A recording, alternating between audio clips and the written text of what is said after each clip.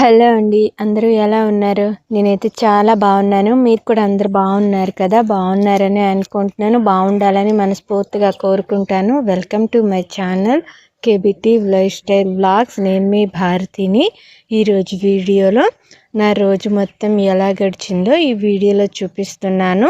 ఈరోజు తెల్లవారులేసిన నుండి మధ్యాహ్నం 2 వరకు ఖాళీ లేకుండా ఇంట్లో పనులన్నీ ఎలా చేసుకున్నానో ఈ వీడియోలో చూపిస్తున్నాను. వీడియో అయితే నార్మల్గానే ఉంటుందండి. వీడియో లాస్ట్ వరకు చూసి మీకు ఈ వీడియో ఎలా అనిపించిందో ఖచ్చితంగా కామెంట్లో చెప్పండి. నేనైతే ఎక్కువగా డిఫరెంట్ అయితే ఈ వీడియోలో ఏం చూపించడం లేదు. నా డైలీ రొటీన్ మొత్తం చూపిస్తున్నాను అంతేని. వీడియో నచ్చితే మాత్రం ఖచ్చితంగా లైక్ చేయండి. నా ఛానల్ ఇంకా సబ్స్క్రైబ్ చేసుకోకపోతే ప్లీజ్ సబ్స్క్రైబ్ చేసుకోండి. మీరు సబ్స్క్రైబ్ చేసుకుంటే నేను పెట్టిన ప్రతి ఒక్క వీడియో కూడా మీకు నోటిఫికేషన్లో వస్తుంది. అందుకని సబ్స్క్రైబ్ చేసుకోకపోతే ఖచ్చితంగా సబ్స్క్రైబ్ చేసుకోండి. ఇంకా యూట్యూబ్ కొత్తగా ఇచ్చిన హైప్ కూడా ఖచ్చితంగా ఇవ్వండి. ఇంక నేనైతే తెల్లవారి 6 గంటలకి ఈ టైంలో అయితే లేసాను.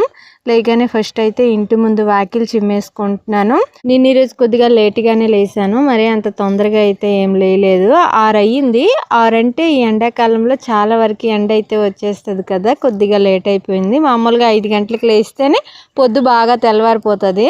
అలాంటిది 6 గంటలకు లేసాను. బాగా తెల్లగా అయిపోయిందండి. ఇంకా నేను ఈ వాకిలు చిమ్మేసి కల్లాపు జల్లి ముగ్గంతా వేసేటప్పటికి టైము 7-7:30 ఈ టైం అయితే అయిపోయింది. ఇంకా నాకు వాకిలు కొద్దిగా ఎక్కువగా ఉంటుంది కాబట్టి ఈ వాకిలు చిమ్మిన దగ్గర నాకు చాలా ఎక్కువ టైం అయిపోతుంది. ఇంకా వాకిలు చిమ్మేసిన తర్వాత కల్లాపు జల్లుకుంటున్నాను. కల్లాపు కోసం అయితే నీరు కొట్టుకొని తీసుకెళ్తున్నానండి. ప్రస్తుతానికి అయితే ట్యాంకీలో నీరు లేవు, అందుకని బోర్లో నీరు కొట్టుకొని తీసుకువెళ్తున్నాను. ఒక 5-6 బకెట్లు అయితే కల్లాపు జల్లడానికి నీరు అవుతాయి అన్నమాట. అన్నీ కూడా బోర్లో కొట్టుకొని కల్లాపు జల్లుకుంటాను. నేను ప్యాడ్ ఉన్నా లేకపోయినా ఖచ్చితంగా ప్రతిరోజు కూడా కల్లాపు నీరు అయితే ఖచ్చితంగా జల్లుతాను. ఇంకా నేను ఈ కల్లాపు జల్లేటప్పటికి టైం అయితే కరెక్ట్గా 7 టైం అయి ఉంటుంది అనుకుంటా. ఆల్మోస్ట్ ఎండ అయితే వచ్చేసింది. ఇంక ఈ మధ్య కొద్దిగా వీడియోకి కొద్దిగా గ్యాప్ ఎక్కువ వస్తుంది కదా, ఎందుకో వీడియోస్ తీయాలంటే అంత ఎక్కువ ఇంట్రెస్ట్ రావటం లేదండి. ఎప్పుడు కూడా డైలీ రొటీన్ అయిపోతుంది కదా, నాకే కొద్దిగా బోర్ కొట్టేస్తుంది. కొత్తవి ఏమైనా క్రియేట్ చేద్దామంటే అస్సలు వీలు కావటం లేదు. ఇంటికాడే ఉంటాను కదా, కొత్తవి క్రియేట్ చేయాలంటే వీలు అవ్వదు. చూపిస్తే నా డైలీ రొటీనే చూపించాలి కదా. బయటికి వెళ్తే కొత్త విషయాలన్నీ చెప్పొచ్చు, చూపించవచ్చు. ఇంటికాడ ఉండే చేయాలి అంటే మాత్రం ఖచ్చితంగా నా డైలీ రొటీనే చూపించాలండి. ఇంకా ప్రతిరోజు అవే అయిపోతున్నాయి అనేసి ఇంక నేను వీడియోస్కి అయితే కొద్దిగా గ్యాప్ ఇస్తున్నాను. అయినా ఇక నుండి ఆ గ్యాప్ కూడా ఇవ్వాలనుకోవటం లేదు. ఇష్టమున్న వాళ్ళు చూస్తారు, అంటే కొంతమంది నా డైలీ రొటీన్ ఇష్టపడతారు, కొంతమందికి బోర్ కొడుతుంది. ఇష్టమున్న వాళ్ళు చూస్తారు, లేదని వాళ్ళు లేదనుకుంటున్నాను. ప్రతిరోజు కాకపోయినా రోజు మార్చి రోజు వీడియోస్ పెట్టాలని అయితే అనుకుంటున్నాను. ప్రస్తుతానికైతే కొద్దిగా ఇంట్రెస్ట్ తగ్గిందండి యూట్యూబ్ మీద. ఇంకా కల్లాపు జల్లేసిన తర్వాత ఇంటి ముందు అయితే ఒక చిన్న ముగ్గు వేసుకుంటున్నాను. ఇంకా రేపటి నుండి మా బాబుకి స్కూల్ అంట, ఒంటిపూట అంట, ఒక పూటని మధ్యాహ్నం వరకే స్కూల్ అంట. నేనైతే తెల్లవారి 6 గంటలకి అయితే స్కూల్కి పంపించేయాలి. కరెక్ట్గా 6-6:30 ఈ టైంకి అయితే బస్సు వచ్చేస్తుందండి. ఆ టైంలోనే వాడికి రెడీ చేసేసి అయితే బస్సు ఎక్కిచ్చేసి స్కూల్కి పంపించేయాలి. అంటే నేను మినిమం ఒక 4:30-4:05 ఈ టైంకి అయితే లేయాలి. అంత తొందరగా లేస్తేనే వాడికి రెడీ చేసి పంపించగలను. చాలా తొందరగా స్కూల్ బస్సు వస్తుంది. అంత తొందరగా రావటం వల్ల నాకు కొద్దిగా ఇబ్బందిగా అనిపిస్తుందండి. కనీసం 7-7:30, 8కి ఈ టైంకి వచ్చినా సరే కొద్దిగా ఫ్రీగా ఉంటుంది. మరి తెల్లవారు 6 గంటలకి 6:30కి ఈ టైం అంటే కొద్దిగా కష్టంగా అనిపిస్తుంది కదా. చిన్నపిల్లలు కూడా అంత తొందరగా లేచి రెడీ అవి వెళ్ళాలంటే కొద్దిగా ఇబ్బందిగా ఫీల్ అవుతారు. కొద్దిగా లేట్ అయి ఉంటే బాగుండేది. ఇంటి ముందు అయితే ఈ చిన్న ముగ్గు వేసానండి. ముగ్గు అయితే 9 చుక్కల ముగ్గు, మధ్యలో చుక్కలు పెట్టుకొని 5 వచ్చేంత వరకు చుక్కలు పెట్టుకోవాలన్నమాట. ముగ్గు అయితే సింపుల్గా ఉన్నా సరే ఇంటి ముందు చూడడానికి అయితే చాలా బాగుంది. నాకైతే చాలా అంటే చాలా బాగా నచ్చిందండి. మీకు ఈ ముగ్గు ఎలా అనిపించిందో ఖచ్చితంగా కామెంట్లో చెప్పండి. నేను ఈ ముగ్గు అంత వేయడం అయ్యేటప్పటికి టైం అయితే 8:15 ఈ టైం అయితే అయిపోయిందండి. అంత లేట్ అయితే అయ్యింది. ముగ్గు వేయడం అయిపోయిన వెంటనే పొయ్యి మీద రాగి జావుని టీ పెట్టాను. టీ తాగేసి రాగి జావ మా మావయ్యకి చేసి ఇచ్చేసిన తర్వాత మళ్ళీ టిఫిన్కి అయితే రెడీ అయ్యాను. ఇంకా టిఫిన్ అయితే కట్టెల పొయ్యి మీద చేసేద్దాం అనుకుంటున్నానండి. టిఫిన్ అయితే బోండా చేద్దాం అనుకుంటున్నాను. దానికోసం బోండాలకు కావాల్సినవన్నీ ఉల్లిపాయ, పచ్చిమిరపకాయ, కరివేపాకు, కొన్ని అల్లము, జీలకర్ర, కొత్తిమీర అన్నీ సన్నగా కట్ చేసేసి అయితే పెట్టుకున్నాను. ఇంకా పొయ్యి మంట వేసేసి పొయ్యి మీద ఆయిల్ వేసుకొని ఆయిల్ వేడయ్యేలోపు పిండి అయితే కలుపుకుంటున్నాను. ఇంకా ఈ బోండా పిండిలో కట్ చేసుకున్నవన్నీ కూడా ఒక్కొక్కటిగా వేసుకొని అయితే కలుపుకుంటున్నాను. సాల్ట్ కూడా వేసుకున్నాలేండి. బోండా పిండి కొద్దిగా గట్టిగా ఉంటేనే బోండాలు నీట్గా వస్తాయి. కొద్దిగా లూజ్గా ఉంటే ఆయిల్ ఎక్కువ పీల్చుకుంటాయి. మరీ గట్టిగా పిండి ఉంటే మరీ రాయిలా అయితే బోండాలు వస్తాయి. అందుకని కొద్దిగా మరీ ఎక్కువ లూజ్గా ఉండకుండా అలా అని గట్టిగా ఉండకుండా లైట్గా లూజ్గా ఉండి చేసుకుంటే బోండాలు కరెక్ట్ స్ట్రెచ్చర్లో వస్తాయి. నాకు ఒకరు కామెంట్లో అడిగారు, అక్క బోండా పిండి ఎలా ప్రిపేర్ చేయాలో వీడియో చేసి పెట్టండి అని. ఇంకొకరు అయితే దోశ పిండి మీరు ఎలా ప్రిపేర్ చేస్తారో ఒక వీడియోలో చూపించండి అని అయితే అడిగారు. ఖచ్చితంగా చూపిస్తానండి. ఏదో ఒక వీడియోలో అయితే నేను దోశకి ఎలా బియ్యం ఉన్ని పప్పు నానబెట్టుకుంటాను, బోండాకి ఎలా నానబెట్టుకుంటానో ఏదో ఒక వీడియోలో అయితే ఖచ్చితంగా చూపిస్తాను. ఇంకా బోండా పిండి కలుపుకునే లోపు నూనె అయితే బాగా వేడైపోయింది. బోండాలు చేయడం చాలా ఈజీగానే ఉంటుందండి. అందుకని నేను ఎప్పుడు బోండా కానీ వడలు కానీ ఇవి చేసుకునేటప్పుడు కట్టెల పొయ్యి మీదే చేసుకుంటాను. తేలిగ్గానే ఉంటుంది. ఇడ్లీ కూడా పొయ్యి మీదే చేస్తాను కానీ మిగతా టిఫిన్లు అన్నీ అయితే గ్యాస్ మీదే చేస్తాను. మిగతావన్నీ పొయ్యి మీద చేయాలంటే కొద్దిగా కష్టంగా అనిపిస్తుంది. దోశ అప్పుడప్పుడు కట్టెల పొయ్యి మీద చేస్తాను. అది కూడా కొద్దిగా ఇబ్బందిగా అనిపిస్తుంది కానీ అప్పుడప్పుడు చేస్తాను. కానీ మిగతా టిఫిన్లు అన్నీ కూడా గ్యాస్ మీదే చేసేస్తాను. చపాతీ చేసినప్పుడు కూడా కట్టెల పొయ్యి మీద చేయడానికి ట్రై చేస్తానండి. కట్టెల పొయ్యి మీద ఎందుకు చేస్తామని అంటే మాత్రము గ్యాస్ మిగులుతుంది. ఇంకా నాకు కూడా కట్టెల పొయ్యి మీద చేయడం కొద్దిగా సరదాగా అనిపిస్తుంది. టైం ఉంటే మాత్రమే కట్టెల పొయ్యి మీద చేస్తానండి. లేకపోతే మాత్రము గ్యాస్ మీద వంట చేసేస్తాను. బోండాలు అయితే చాలా అంటే చాలా బాగా వచ్చాయండి. పిండి కరెక్ట్గా కలుపుకున్నాను. ఉప్పు కూడా కరెక్ట్గా పడడం వల్ల బోండాలు చాలా బాగా వచ్చాయి. మా ఇంట్లో వాళ్ళందరూ కూడా బోండాలు చాలా ఇష్టంగా తింటారు. నాకు మాత్రము తెల్లవారు టిఫిన్గా బోండా అయినా దోశ అయినా పెద్దగా తినాలనిపించదు. ఇడ్లీ అయితే పర్వాలేదు, ఒక 5-6 దాకైనా తింటాను కానీ బోండా దోశ అయితే మాత్రం అసలు తినలేనండి. బోండా అయిన రోజు నేను ఖచ్చితంగా సద్దన్నమే తింటాను. సద్దన్నం తింటే సద్దన్నంలోని ఒక 2-3 వేసుకొని అయితే నంజుకొని తింటాను కానీ సపరేట్గా బోండా వేసుకొని చట్నీ వేసుకొని తినాలంటే నాకు ఎందుకో ఇష్టం ఉండదు. ఇంకా దోశ అయితే ఖచ్చితంగా ఒక్కటే తింటాను దోశ చేసిన రోజు. సద్దన్నమే ఆ రోజు కూడా తినేస్తానండి. దోశ, బోండా ఇలాంటివి నాకు ఎందుకో తెల్లవారు టిఫిన్గా అయితే తినడానికి పెద్దగా ఇష్టం ఉండదు. ఇంకా బోండా అయిపోయిన తర్వాత కట్టెల పొయ్యి మీద కూర కూడా చేసేస్తున్నాను. కూర అయితే కాలీఫ్లవర్ కర్రీ చేస్తున్నానండి. ఈ కాలీఫ్లవర్ కర్రీ చేసుకునేటప్పుడు ఖచ్చితంగా ఈ కాలీఫ్లవర్ కట్ చేసుకున్న తర్వాత ఒక్క 2 నిమిషాలు అయినా సరే పొయ్యి మీద పెట్టుకొని లైట్గా ఉడికించుకోవాలి. ఎందుకంటే ఈ కాలీఫ్లవర్లో ఖచ్చితంగా చిన్న చిన్న పురుగులు, పచ్చటి పురుగులు ఉంటాయి. అవి మనం ఎంత కడిగినా సరే బయటికి రావు. వేడి నీటిలో ఒక 2 నిమిషాలు ఉడికించుకున్నాం అనుకోండి ఉప్పు వేసుకొని, ఖచ్చితంగా లోపల ఉండే పురుగులన్నీ బయటకు వచ్చేస్తాయి. దాని తర్వాత మనం కర్రీ చేసుకోవచ్చు. అందుకని నేను పొయ్యి మీద కళాయి పెట్టుకొని కళాయిలో కొద్దిగా వాటర్ వేసి కొద్దిగా సాల్ట్ని కొద్దిగా పసుపు వేసుకొని అయితే ఈ కాలీఫ్లవర్ కట్ చేసుకున్న తర్వాత ఆ నీటిలో వేసుకొని కరెక్ట్గా 2 నిమిషాలు అంటే 2 నిమిషాలే ఉడికించుకున్నాను. మరీ మెత్తగా అయ్యేంత వరకు ఉడికించుకునే అవసరం లేదు. లైట్గా ఈ కాలీఫ్లవర్ మగ్గేటట్టు ఉడికించుకుంటే సరిపోతుంది. ఇంకా ఈ కాలీఫ్లవర్ ఉడికేలోపు నేనైతే టమాటా, పచ్చిమిరపకాయ, ఉల్లిపాయ అయితే కట్ చేసుకుంటున్నాను. మా అమ్మ అయితే ఈ కాలీఫ్లవర్ కూర కాలీఫ్లవర్, వంకాయ, బంగాళదుంప, టమాటా అన్నీ కలిపేసి అయితే కూర చేసేస్తుంది. అలా చేసినా సరే బాగానే ఉంటుంది కానీ మా ఇంట్లో మాత్రము అలా అన్ని కూరగాయలు కలిపేసి కూర చేస్తే అస్సలు తినరండి. కానీ మా అమ్మ వాళ్ళ ఊరి సైడ్ ఎక్కువగా కలగూరలాగే వండుతారు. అంటే ఇప్పుడు మా ఇంట్లో అయితే బంగాళదుంప ఉందనుకోండి, బంగాళదుంప మాత్రమే వండుతాను. కాలీఫ్లవర్ అనుకోండి, కాలీఫ్లవర్ టమాటా వేసి వండుతాను అంతేని. కానీ మా అమ్మాళ్ళ ఇంట్లో మాత్రము బంగాళదుంప ఉన్నాయనుకోండి, బంగాళదుంప, వంకాయ, శనగపప్పు, టమాటా ఇంకేమైనా కూరగాయలు ఉన్నా సరే అవి కూడా వేసేసి కూర చేసేస్తారనమాట. ఎక్కువగా మిక్స్డ్ కూరలు అయితే చేస్తూ ఉంటారు. అన్ని కూరగాయలు కలిపేసి కూరలు చేస్తూ ఉంటారు అమ్మ వాళ్ళ ఊరి సైడు.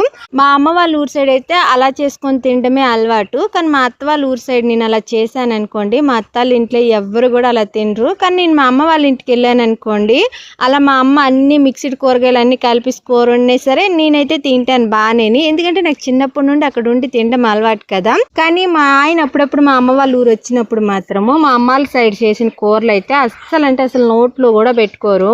నెల్లూరు సైడ్ చేసే స్టైల్స్ వేరుగా ఉంటాయి కూరలు, శ్రీకాకుళం సైడ్ చేసే కూరల స్టైల్ వేరుగా ఉంటాయి. శ్రీకాకుళం నుండి ఎవరు నెల్లూరు వచ్చినా సరే నెల్లూరు స్టైల్లో చేసిన కూరలన్నీ తినగలరు కానీ నెల్లూరు వాళ్ళు శ్రీకాకుళం వెళ్ళారనుకోండి, శ్రీకాకుళం స్టైల్లో ఉండే కూరలు అయితే అస్సలు తినలేరు. ఎందుకంటే ఈ నెల్లూరు సైడ్ ఎక్కువగా కారం తింటారు, ఉప్పు ఎక్కువ తీసుకుని తింటారు. శ్రీకాకుళం సైడ్ కొద్దిగా చప్పగా ఉంటాయండి, కొద్దిగా కాదు బాగా చప్పగా ఉంటాయి. ఏదో వేసాము అన్నట్టుగా లైట్గా ఉప్పు కారం వేసుకొని తింటారు. అటు సైడ్ వాళ్ళకి అలా తినడమే అలవాటు. ఈ మా నెల్లూరు సైడ్ ఇలా తినడం అలవాటు అనమాట. అందుకని నెల్లూరు దుక్కు నుండి శ్రీకాకుళం ఎవరైనా వెళ్ళారనుకోండి అస్సలు కూరలు తినలేరు. మా ఆయన అయితే అస్సలు అంటే అస్సలు తినలేరు. ఎప్పుడు మా అమ్మల ఇంటికి వెళ్ళినా సరే నేనే కూరలు అన్నీ చేసుకొని అయితే మా ఆయనకి పెట్టుకోవాలి.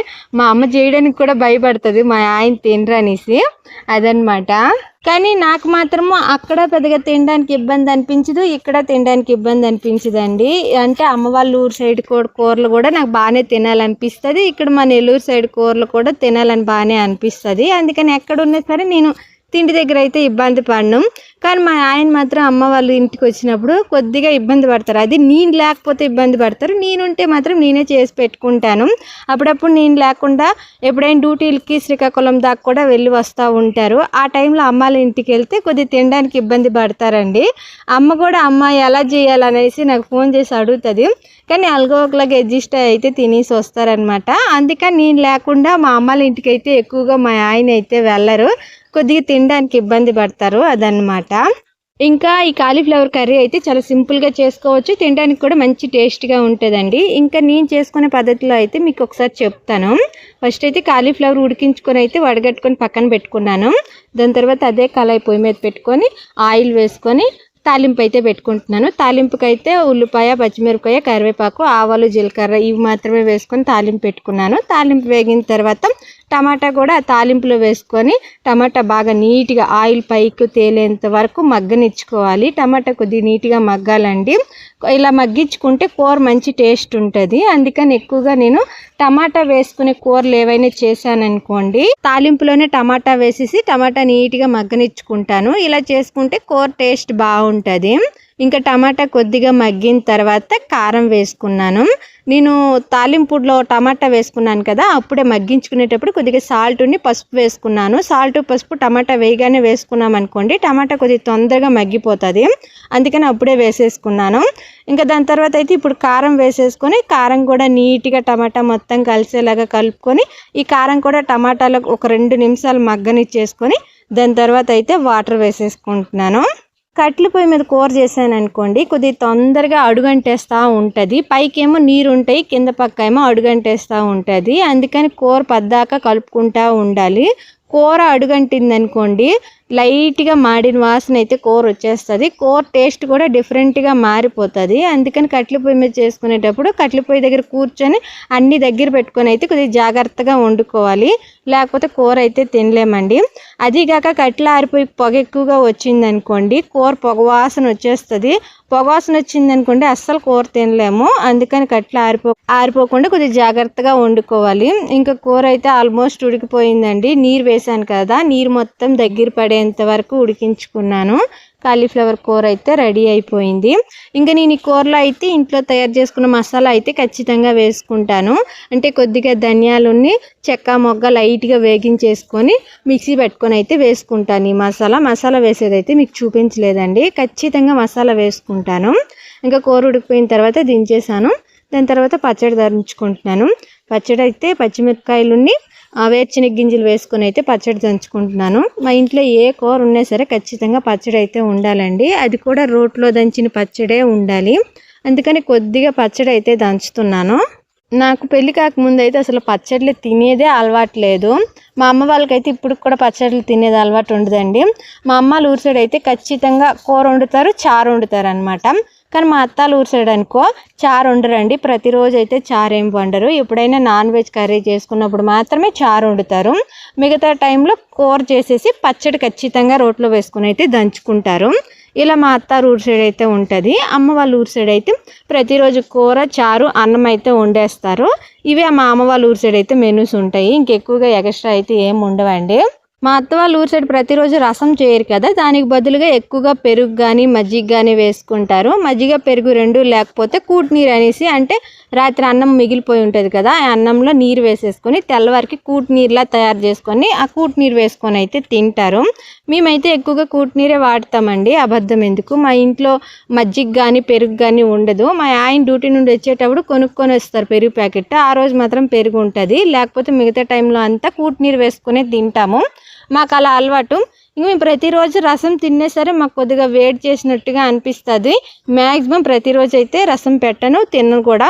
ఎక్కువగా కూటి నీరే వాడతామన్నమాట. ఇంకా వంట మొత్తం అయిపోయిన తర్వాత పచ్చడి దంచేసిన తర్వాత గిన్నెలు అయితే దోముకుంటున్నాను. నేను ఈ గిన్నెలు దోముకునేటప్పటికి టైం అయితే ఎలాగలేదన్నా సరే 12-12:30 ఈ టైం అయితే అయిపోయింది. గిన్నెలు దోమడం అయిపోయిన తర్వాత అన్నం తింటామండి. ఫస్ట్ మా అత్త మా మావయ్యకి అన్నం పెట్టేసి బాబుకి అన్నం తినిపించేసి దాని తర్వాత నేను కూడా తినేసి దాని తర్వాత కొద్దిగా బట్టలు నానబెట్టుకున్నాను, ఆ బట్టలు ఉతుక్కుంటాను. దాని తర్వాత 1 గంట 2 గంటల సేపు అయితే రెస్ట్ తీసుకుంటాను అనమాట. ఫోన్ చూసుకుంటాను మ్యాక్సిమం అయితే. ఇప్పుడైతే గిన్నెలు దోముతున్నాను. ఇంకా తినడం మొత్తం అయిపోయిన తర్వాత ఒక 10 నిమిషాలు రెస్ట్ తీసుకొని దాని తర్వాత అయితే బట్టలు ఉతికేసాను. బట్టలు ఉతికినప్పుడు వీడియో తీయలేదు కానీ ఆరేసుకున్నప్పుడు అయితే వీడియో తీసి మీకు చూపిస్తున్నానండి. ఇంక ఈరోజు బట్టలు అయితే కొద్దిగా ఎక్కువగానే ఉన్నాయి. ఒక 2 బకెట్లు బట్టలు అయితే అయ్యాయి. అన్నీ ఉతికినప్పటికీ దగ్గరగా 2:30 పావు తక్కువ 3 ఈ టైం అయితే అయిపోయింది. అంత టైం అయితే అయ్యిందండి. దాని తర్వాత 1 గంటన్నర అయితే రెస్ట్ తీసుకున్నాను అనమాట. ఈరోజు నా బట్టల కాడికి మా మావయ్యవి మా బాబు బట్టలు అయితే ఎక్కువగా ఉన్నాయి, ఇంకా మా ఆయన బట్టలు అయితే ఎక్కువగా ఉన్నాయి. నావి మా అత్తవి అయితే బట్టలు కొద్దిగా తక్కువగానే ఉన్నాయి అనమాట. అంటే ప్రతిరోజు మా అత్త మా నావి అయితే మ్యాక్సిమం ఉతికేస్తున్నాను. కొన్నిసార్లు మా అత్త బట్టలు మా అత్తే ఉతుక్కుంటుండండి. ఈ మధ్య ఎక్కువగా మా అత్త బట్టలు మా అత్తే ఉతికేసుకుంటుంది. మా అత్త బట్టల వరకు అయితే ఉతికే పని కొద్దిగా తగ్గింది. మిగతా వాళ్ళ బట్టలు అయితే నేనే ఉతుకుతున్నాను అనమాట. ఇంకా బట్టలన్నీ కూడా ఆరబెట్టేశాను. ఇంకా ఇవైతే చేపలండి, మా పిన్ని ఇచ్చింది, మాకు దగ్గర బంధువులు. చేపలు బాగున్నాయి కదా అనేసి మీకు వీడియో తీసి చూపిస్తున్నాను. మా అత్త అయితే ఒక పక్క నుండి చేపలు చేస్తుంది, ఇంకో పక్క అయితే నేను ఈ చేపలతో ఆడుకుంటున్నాను అనమాట. నాకు సరిగ్గా చేపలు చేయడం రాదు. ఇంకా ఈ చేపలు అయితే ఈరోజు సాయంకాలం కూర కోసం చేసిన చేపలు కాదు, ఇవి ఒక 2 రోజుల ముందు చేసినవి. వీడియో తీసి పెట్టుకున్నాను, ఈ వీడియోలో అయితే మీకు చూపిస్తున్నాను అనమాట. ఇంకా చేపలు అయితే చూడడానికి భలే క్యూట్గా ఉన్నాయి కదా, నాకైతే భలే నచ్చాయి. నేనైతే చేపలు చేయలేదండి, మా అత్త మొత్తం చేసింది. నేనైతే కాసేపు ఈ చేపలతో ఆడుకొని దాని తర్వాత వెళ్ళిపోయాను. మా బాబు కూడా ఇంటికడే ఉన్నాడు కాబట్టి వాడు కూడా నాతో కాసేపు ఆడుకొని దాని తర్వాత మా అత్తకి ఇచ్చేసి అయితే నేను ఇంట్లో పనులు చేసుకున్నాను అనమాట. నాకు సరిగ్గా ఈ చేపలు చేయడం అంత బాగా రాదు, అందుకని మ్యాక్సిమం చేపలు అయితే చేయను. ఎప్పుడైనా మరీ ఎక్కువగా చేపలు ఉన్నాయి, మా అత్తకి ఎక్కువ టైం పడుతుంది అన్నప్పుడు మాత్రమే ఈ చేపల దగ్గర కూర్చొని అయితే చేస్తాను, లేకపోతే మా అత్తకి ఇచ్చేస్తాను అనమాట.